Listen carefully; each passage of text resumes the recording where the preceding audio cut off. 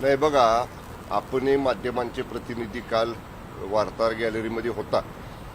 धर्मांतर विरोधी बिलावरती चर्चा सभागृहामध्ये सुरू होती. सन्मान्य सदस्य जितेंद्र आव्हाड जेव्हा बोलायला लागले, वेगवेगळे संदर्भ त्या बिलाच्या अनुषंगाने ऐतिहासिक ते देत होते. पण बोलता बोलता छत्रपती शिवाजी महाराजांच्या राज्याभिषेकाचा विषय त्यांनी काढला आणि अत्यंत अपमानास्पद अशा पद्धतीचं वक्तव्य छत्रपती शिवाजी महाराजांच्या राज्याभिषेकाला अनुसरून आव्हाडांनी सभागृहामध्ये केलं. मी सभागृहामध्ये बसून होतो, मी ते ऐकत होतो. मी तात्काळ त्याला हरकत घेतली आणि तालिका अध्यक्ष होते. मी मान्य तालिका अध्यक्षांना सांगितलं की हे अत्यंत अपमानास्पद आहे, तात्काळ हे काढून टाका आणि आव्हाडांना माफी मागायला सांगा. हे जेव्हा झालं तेव्हा बरेच सन्मान्य सदस्य बोलले, आमचे मान्य मंत्री महोदय बोलले. आव्हाड काय शब्द मागं घ्यायलाही तयार नव्हते, माफी मागायलाही तयार नव्हते. सभागृह ॲडजन झालं, तहकूब झालं. मान्य अध्यक्ष महोदय सभागृहामध्ये आले. अध्यक्ष महोदयांनी 3 वेळा सभागृहामध्ये आव्हाडांना सांगितलं की तुम्ही तुमचे शब्द मागे घेऊन दिलगिरी व्यक्त करा. आव्हाड काय दिलगिरी व्यक्त करायला तयार नव्हते. अध्यक्ष निर्देश देत असताना आव्हाड सभागृहामध्ये मोबाईलवर काहीतरी बघत होते, पुन्हा बसून मोबाईलवर कोणाशी तरी बोलत होते. बिलकुल गांभीर्य, एवढं अपमानास्पद वक्तव्य स्वतःच्या तोंडून गेल्यानंतर माणसाला समजा चुकून गेलं तर माणूस अपमानास्पद वाक्य मागं घेण्यासाठी त्याच्या चेहऱ्यावरती हावभाव दिसतात. शून्य हावभाव आव्हाडांच्या चेहऱ्यावर होते. शेवटी मान्य अध्यक्ष महोदयांना निर्देश द्यावे लागले. पहिली वेळ असेल सभागृहातली, मान्य अध्यक्ष महोदयांनी एखाद्या सन्मान्य सदस्याला निर्देश दिले की तुम्ही माफी मागा. आणि निर्देश दिल्यानंतर सुद्धा तुम्ही अजून रेकॉर्डिंग काढून बघा सभागृहामधलं.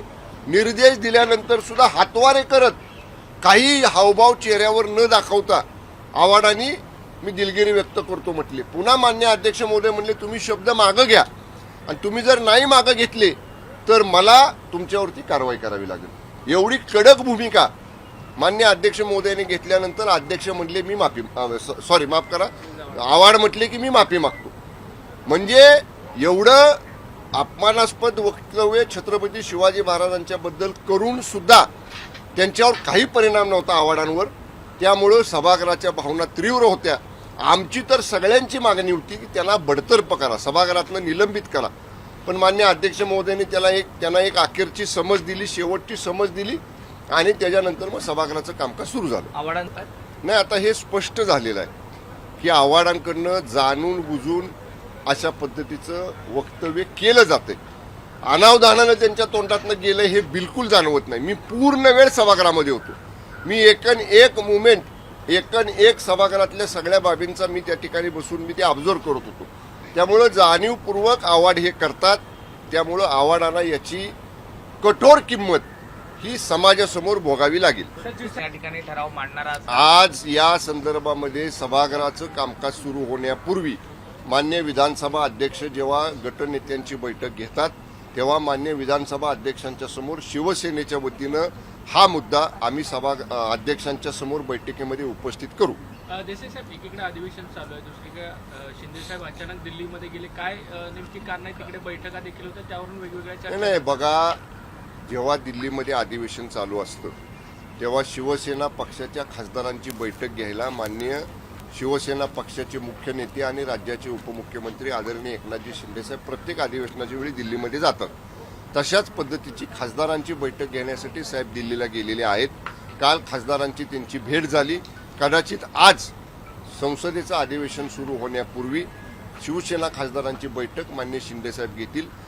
राज्याचे जे प्रश्न लोकसभेमध्ये मांडायचे आहेत, राज्यसभेमध्ये मांडायचे आहेत, राज्याचे जे प्रलंबित विषय केंद्र सरकारकडे आहेत त्या बाबतीत काही केंद्रीय नेत्यांची गाठभेट सुद्धा राज्याच्या प्रश्नासंदर्भात मान्य एकनाथजी शिंदेसाहेब घेण्याची शक्यता आहे. ज्या वेळी शिंदे साहेब दिल्लीला जातात त्यावेळी विविध चर्चांना देखील या ठिकाणी वाव मिळतो. तसं पाहता एकूणच की कुठे नाराजी किंवा आणखी अन्य काही विषय आहे किंवा तटकरेंसोबत झालेला एकूणच प्रकरण असेल रायगड? नाही, हे बघा, जिल्हा परिषदेच्या निवडी संदर्भातला विषय हा राज्यातला आहे. त्याच्यासाठी मान्य शिंदेसाहेबांना दिल्लीला जाण्याची आवश्यकता नाही. आणि मान्य शिंदेसाहेब दिल्लीला गेल्यामुळं ज्यांना कुणाला काही वाटत असेल किंवा ज्यांना कुणाला धडकी भरत असेल त्यांना प्रश्न विचारा ना तुम्ही, की शिंदेसाहेब दिल्लीला गेल्यावर तुम्हाला का धडकी भरती, त्यांना विचारा. आता मी स्पष्ट सांगितलं, पक्षाच्या खासदारांच्या बैठकीसाठी साहेब दिल्लीला गेलेले आहेत. राज्याचे काही प्रश्न आहेत जे केंद्रीय मंत्र्यांच्या समोर, केंद्र सरकारसमोर आपले मांडायचे आहेत, ते सोडवून घ्यायचे आहेत, ते अधिवेशनात सोडले जातात, त्यासाठी गेले. तर पहिल्यांदा गेलेत असं नाही. जेव्हा जेव्हा दिल्लीचं अधिवेशन लोकसभेचं चालू असतं तेव्हा तेव्हा अधिवेशन काळात एकदा पक्षाचे मुख्य नेते म्हणून पक्षाच्या खासदारांना भेटण्यासाठी, मार्गदर्शन करण्यासाठी मान्य शिंदेसाहेब हे दिल्लीला जात असतात.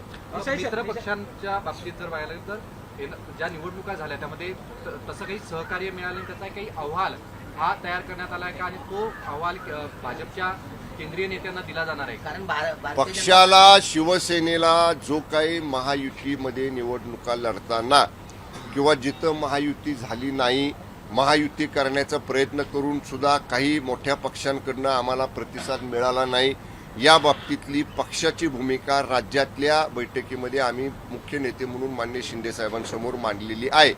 त्या बैठकीनंतर अजून राज्याच्या समन्वय समितीची बैठक महायुतीची झालेली नाही.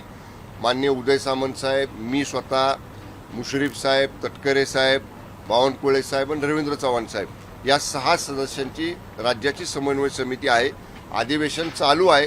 कदाचित जर बावनकुळे साहेबांनी किंवा आणखीन नेत्यांनी सांगितलं तर या अधिवेशन काळात सुद्धा समन्वय समितीची बैठक होईल.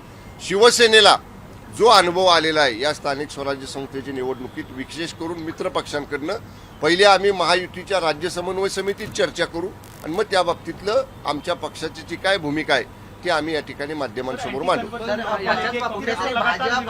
मराठी संपू दे आधी. कुठेतरी भाजप सत्तेपासून शिवसेनेला लांब ठेवतोय असा देखील एक संभ्रम शिवसेनेमध्ये आहे. कारण पलटणमध्ये एक चित्र वेगळं पाहायला मिळालं, रायगडमध्ये संख्याबळ असताना देखील तडजोडी करावी लागली. याच गोष्टीची चर्चा आम्ही आमच्या पक्षांतर्गत केलेली आहे शिवसेनेमध्ये.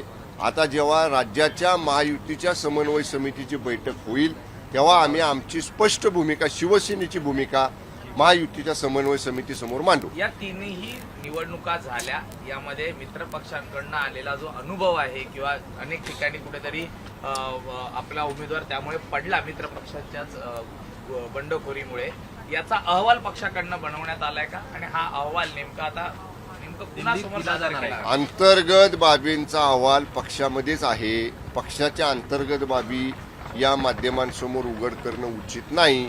पक्षांतर्गत आमची याच्यावरती चर्चा झालेली आहे.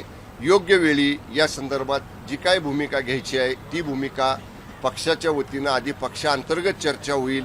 मुख्य नेते मान्य शिंदे साहेबांसमोर ते मांडलं जाईल, त्यानंतर आम्ही माध्यमांसमोर बोलू. ओके, धन्यवाद.